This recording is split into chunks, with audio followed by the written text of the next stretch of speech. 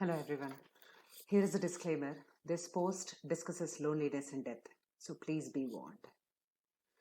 In January of 2020, if anybody would have told me that I would have to go on a self imposed isolation for months on end, I would have laughed. But as it turns out, we are all on this self isolation mission that we have been on and are trying to survive it. But imagine if this type of phenomena has been prevalent since the 1990s in Japan, where people have been retreating inwards and hiding out in their homes for decades on end. This is actually happening, and there is a word for it in Japan. And these people are called Hikikomoris. Hikikomoris are people who are socially withdrawn, often by their own volition.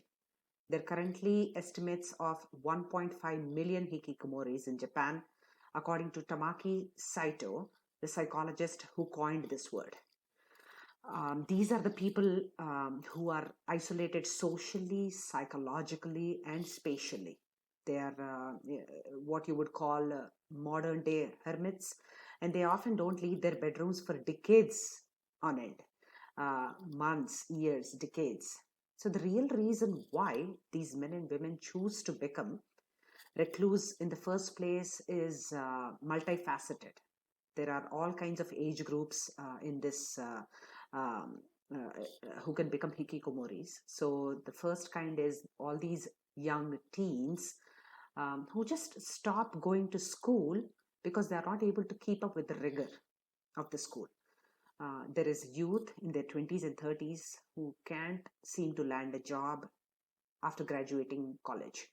And then there is a very fast growing section of the society who are the retirees who don't just simply feel the need to leave home after their daily job that has defined their whole existence has ceased to exist.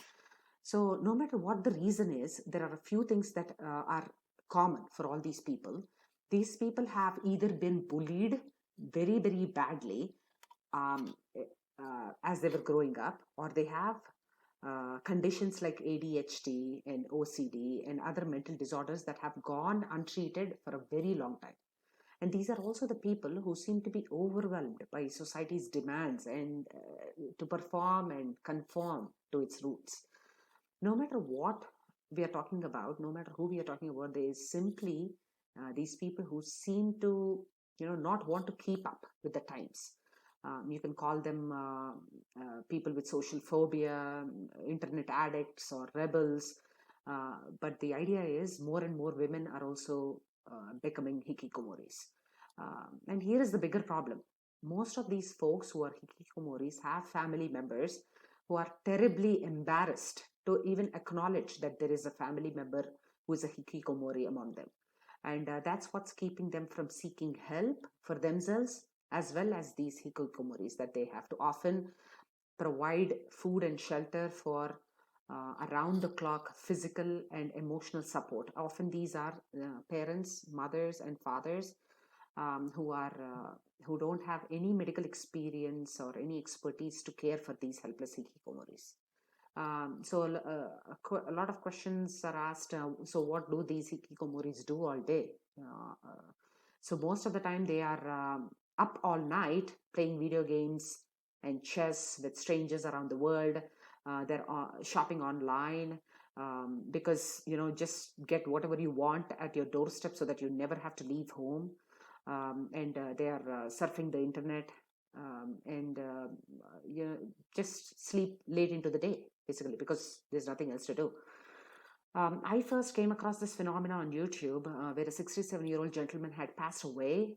He was a hikikomori, and he had passed away, and the neighbors had alerted cleaning services and the police 2 months after he had passed away, and the cleaning services had found his decaying body on the floor. He apparently had a fall and he fell down and he just died. So here is my question. This phenomena seems to be happening a lot in Japan right now, and the worry is uh, the question is, what can we do to prevent such a thing from happening in the first place, and what if other people from other countries are going to adopt this phenomena. Um, of course, the government of Japan has started acknowledging this just only 2 or 3 years ago, and has started giving out incentives to all the people who are willing to leave their homes, even for a few hours a week. And private companies like Rent a Sister is what it's called, and they offer these women who don't even have enough medical experience to be companions for all these young men to coax them out of their forced solitary homes. But here is what I think. Here are the questions that I have. Most of these people start isolating themselves initially with the hopes of getting better enough to integrate with normal society. But as time passes by, the shame and the guilt get compounded, and they start worrying if people are judging them for being lazy or spoiled. They start feeling like they have become very powerless, and they have been abandoned by society. Eventually, they are left with no desire to do anything substantial or positive in their lives. But what if we create awareness and provide education to all our children that their lives matter, that there is potential in every single one of you to make a positive impact in the world?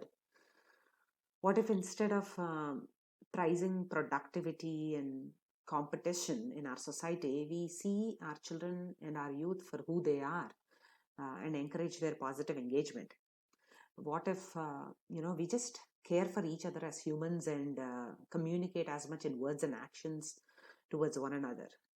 And just lastly, what if parents who are in these situations currently stop personalizing this and seeing them as failures, and seek the help that they and their children so desperately need?